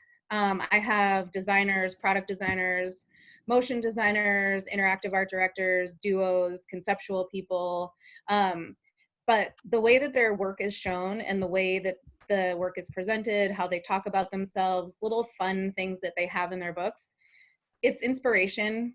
And so if you can be even like a third as good as some of these books and take and learn from them, it's going to be hugely valuable to you.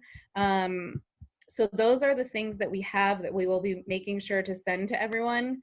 As I mentioned, the resume template that I built is in Sketch. It's a free software app that you can download.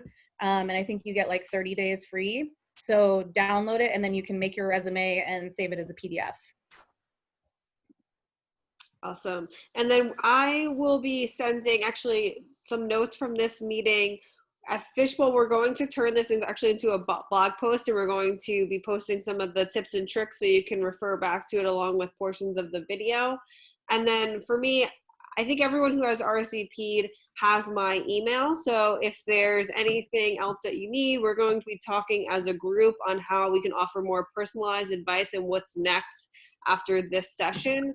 But no, we're all accessible. I'm going to be the front lines for you guys, but we all are here to help. So anything that you think will be useful or any future sessions you want to dig into, please let us know. Yeah, so let's get into some questions. So we can look through the chat, and also if you guys just want to raise your hand if we haven't answered something that you are dying to know, and Tiara and I will call on you. And I'm putting my LinkedIn in the chat as well. Please add me and feel free to do the same. Oh, I have to While I have everyone on here still, please never send resumes as Word documents. Thank you. Don't do it. It had to be said. It had to be said. Okay, we're going through. Yeah, someone mentioned actually a portfolio resume walkthrough would be really helpful. I think that's something that we're thinking about for another time. I volunteered as tribute to use my own resume as well to get picked on and noodled with. It's definitely something that's in the future. So we'll definitely keep that in mind.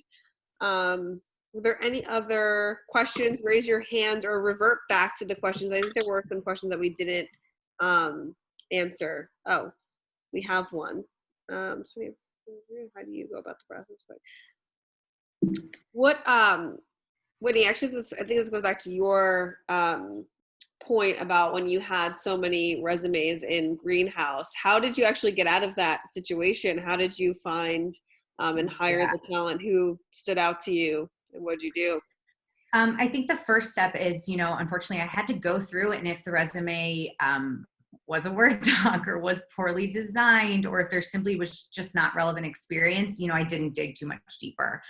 Those resumes that were beautiful, or a really unique cover letter that utilized the technology from my company. So I work at Pinterest. And so when people create Pinterest boards and send them to me, that's awesome. I know that you understand the product and the platform. And so I'm really eager to dive in and look. So I think it's doing something that makes you unique or stand out, whether that's through the design or utilizing some unique creative technology or really catchy cover letter. I once had someone design like pins, because they're applying to Pinterest, design pins for themselves. So designing ads for themselves. So they use the format to sell themselves.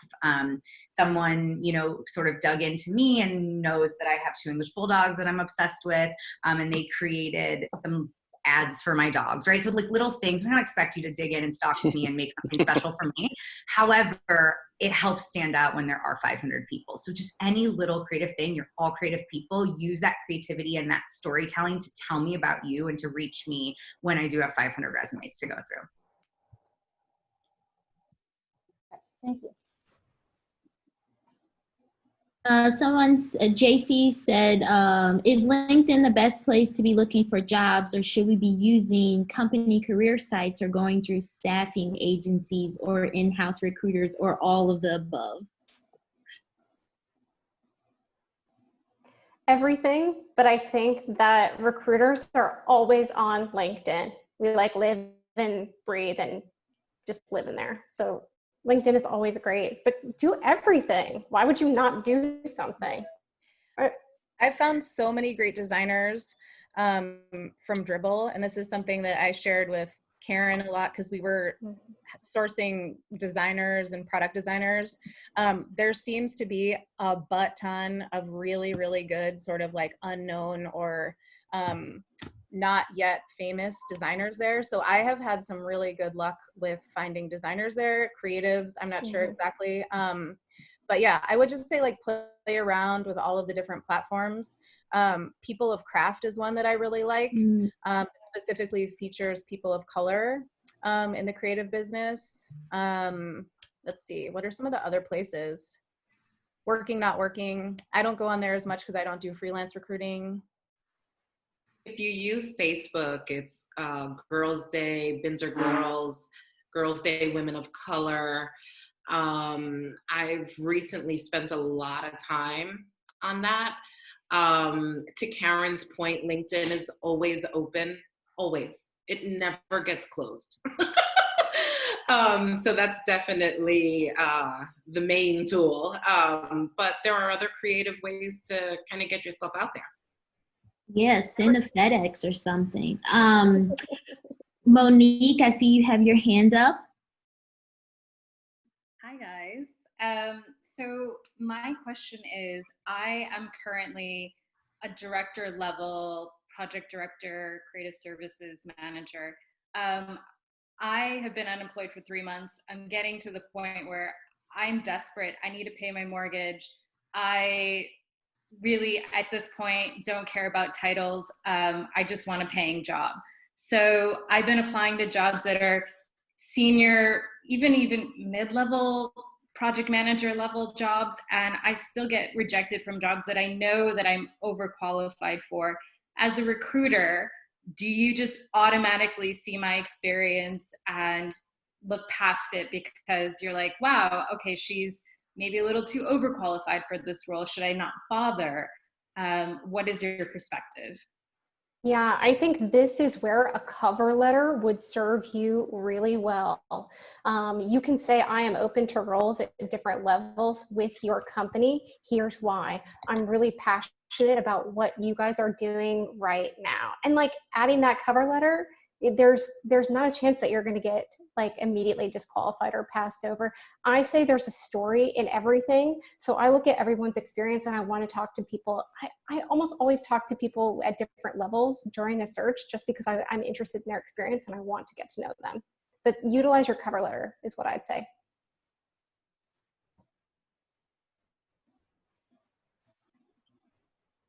And maybe this is also where you get creative too. I had mentioned in the chat that I have made a video application, if you will, and ended up getting the job, but just for reference, the expectations were low. But it worked, you know, it worked. I used to do reality TV. Don't ask me what show I was on, but I would have to do a casting video. And that's like, I was like, I'm gonna use the same energy to get a job. That's amazing. I didn't know that. I don't know how I didn't know that, but I'm glad I do now. I feel like we've talked for hours, and the fact that I don't know is kind of sad. It's a secret that I keep, but it's not about me anymore. So we're going to move on to the next question. Well, now you have the next question is what show? No, that's not relevant to this conversation. Shaws of Sunset. Nope. What, Yeah. Lionel? Anyway. Yeah. Any other questions? I feel like the chat's moving quickly. We have another one. Should I be open with the fact that I'm furloughed, even though I don't think I will be getting unfurloughed anytime soon? Great question. I actually saw that on the list. And Laura, we know you. I'm fine with it because, again, the way we work, we're very empathetic. And if you're open about it, it's great to know.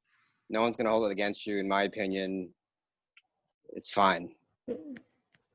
What has every commercial been saying? We're in unprecedented times. We don't know what's going to happen. You know what I mean? And it's so heartbreaking because I just found out today that someone that I love in our San Francisco office, he was furloughed and they decided that he's not coming back. Like, the shit is terrible. So yeah. Empathy. Everyone should be exuding empathy right now. Yeah. Totally. I think someone asked a question earlier that we might have skipped, but kind of explaining gaps in the resume. Like, are there any advice for how, like, life moments or COVID or taking some time to raise a family, like how have you like seen great ways to represent that? Anyone have any thoughts? I don't know, maybe I'm a little different, but whether I was inside or, you know, right now being an executive recruiter, I just want honesty. Tell me your story. Be authentic. Like, you know, everyone has situations that they come up against. I would never hold that against someone. If they're qualified for the role, if you haven't been working for 2-3 months, you know, just I would say be honest. Everyone's going to understand right now. That's right. Yeah, I heard something that someone said that if you're laid off because of COVID, no one is going to question it. Like, no one is going to be like, oh, but why? It's not personal. It's like 100% something that I think now, like, people are going to start putting on their resumes and be like completely honest about it because, you know, I think it was Lyft laid off 20%, Airbnb 20%. Like, no one is safe. And I think, you know, Bina and I talked about this too, like at RGA, there was a ton of people, myself included, that like were surprising to a lot of people. So I think no one's going to take that stuff or think anything less of you if you were affected.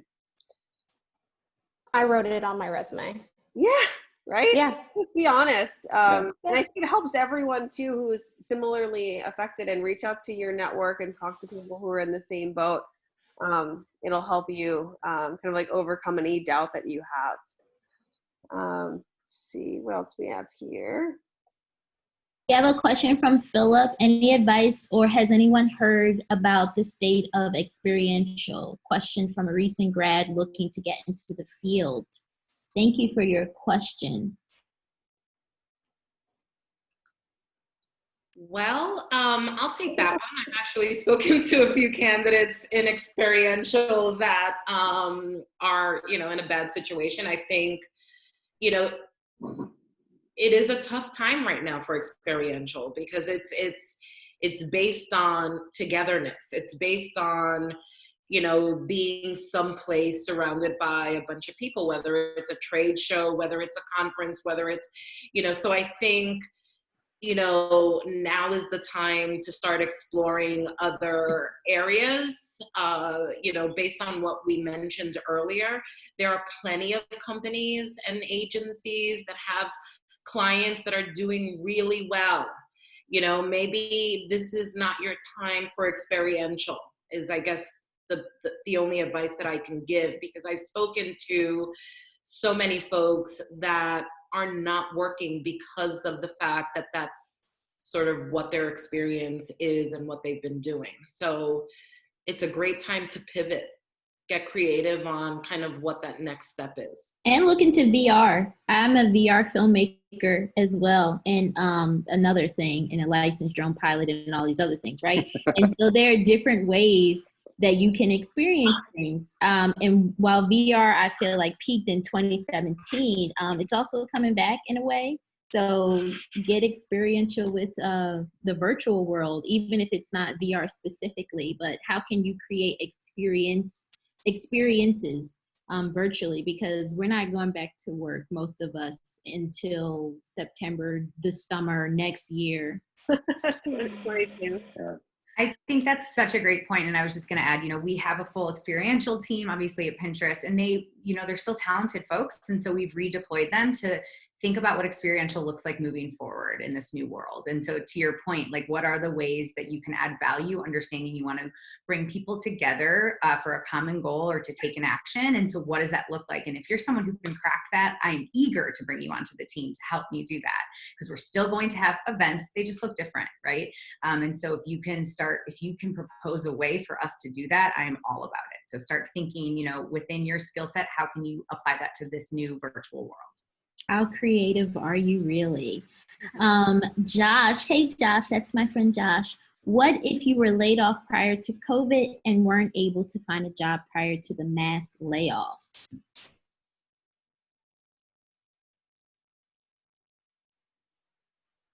I don't think that situation changes, in my opinion. I agree. You're joining. I mean, it's like Joining the club, the badge of. So whether it's before COVID, like me, in February, walked away from my gig, or you were affected by COVID, hunting for that next opportunity. I mean, everything that we've discussed here absolutely applies. Yeah, I wanted to ask another question that kind of relates to Monique's question that someone asked earlier about applying for different levels or roles within an organization. Do you think that's a bad move, or do you think that's okay? Does anyone look at, you know, oh, Tiara applied for 6 jobs at this company, all different levels? Do people see that? Do you know anything about that? Someone asked that earlier. We do see that. And under normal circumstances, that can be a turnoff, actually. But I think, again, to Karen's point, cover letter. Tell your story. Explain why you're open to different levels. so that when we do find your name 50 times in the applicant tracking system, we can say, you know what, I know why this person did that. Let me give them a call. Let me reach out and find out what's up, how I can help. I think, again, prior to COVID, if you would have done that, it becomes a little annoying because it plays to that volume. Oh, yeah, good point. I also think it depends what the roles are. So I'll see candidates who apply to be a copywriter, a designer, an art director, and I'm like, whoa, I have no doubt that you have multiple talents. But if you're applying to roles that don't really relate to one another, that's reason for concern on my end. But especially now, if you're applying, if you are a designer and you're applying to multiple different design functions within the company and you're just passionate about working for an agency or a brand, then, I consider it differently.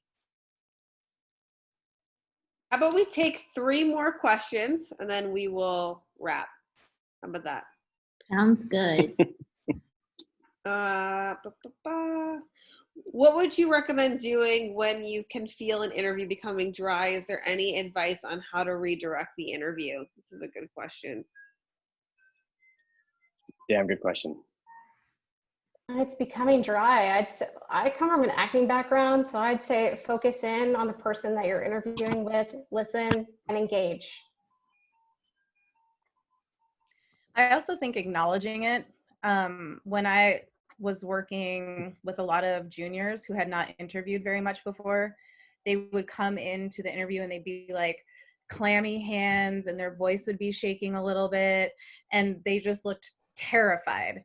And I would always say to them, like, just acknowledge that you are feeling really nervous. I think it's way better to like take a pause and say like, wow, it got a little weird. But, I think like the authentic behavior is much better than trying to just like cobble something together or act weird. So I always go for direct transparency, although that could also be like my Brooklyn coming through a little bit. I love Brooklyn because I'm also New York and I'm also very direct. I'll ask someone, are you nervous? Let's take a beat. Don't be nervous with me. I want to know your real self, not what you think I want to see. And sometimes doing that disarms them and puts them at ease.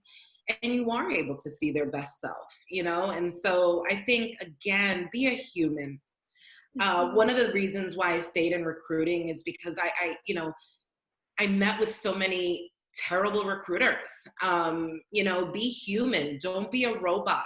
Everyone has a different story. Everyone has different challenges. Be open and, put people at ease. Yeah, I don't think anyone's going to fault you. And if they do, they suck for being human. Seriously. And what I appreciate so much about our happy hour is it definitely has humanized you recruiters a lot, even for me, and I have recruiter friends, but you know what I'm saying? It's just kind of like, oh, maybe they're not so bad. Oh, there's a reason why I didn't get a response. The next question comes from Janet. Are you seeing more demand for generalists, for example, strategy or specialists like UX or analytics? I think that's a really good question. What are you guys seeing come through or the requests? I think it depends so much on what industry you are recruiting for or what company you're in. So like, in San Francisco, where I am, it's lots of product designers. Like you can probably still get a product design job. And that's sort of like, or, things associated to product work. But then if you're at an agency that's doing a lot of marketing and has companies that were positively affected by COVID, then maybe you're looking for brand managers, So I really think there's so many different things in different places. It's hard to like have a very specific answer to that. This is a good question. What are you looking for in an initial phone interview with a candidate? A vibe? Yeah, what are you expecting? so many telephone interviews. I think the best ones is when I forget that I'm on the phone with the person and that they're not in person. Like, I want to feel you. I want to hear you. I want to feel the passion. I want to feel the confidence. It kind of gives me a glimpse on what you're going to be like when you do meet the hiring manager, or, who you are to work with. That personality has to shine through. I forget who mentioned it, but I think, Joanna, you mentioned it. A lot of times it is chemistry and different personalities. And if you have a team of introverts, you want that extrovert. So if you're speaking to someone over the phone, you need to feel that. You need to clearly see that person is the right person. This is going to be sorry, Karen, go ahead. No, I was just going to say, if you are an introvert, just focus on bringing your passion as much as you can to the conversation and sharing what you have done and what you would like to do next and why you're interested in the company. Focus in on those things. Specific things too. I noticed that, and this will be feedback from hiring managers when they do their phone screens. If you cannot describe your job in detail, like, what did you do on that campaign? How did you do it? What were the results? What was your part in it? How did you work with your producer? How did you work with your writer? If you're giving very glib, topical answers, hiring managers want to know the nitty gritty. Like, it's all cool that you have like birds on your pillows and are like a cool hipster person, but at the end of the day, we are hiring people who can do things. And I think a lot of agencies and client side people want doers. I think we've moved away from like the very heavy, top heavy, like having all these people, VPs, SVPs, who don't actually do. Don't do a damn thing, not a damn thing. So I'm looking for people who would do. If you're like, I don't really want to do that. Do I have a designer? Are you going to give me an art director? Like, I get it. You're a creative director or whatever. But you also have to get dirty. You're going to get dirty. And if you're not willing to do that, I think it's going to be difficult for you to find a job right now. Okay, this is going to be our last question. I know I said 3, but I think this is a good one, a good wrap-up question.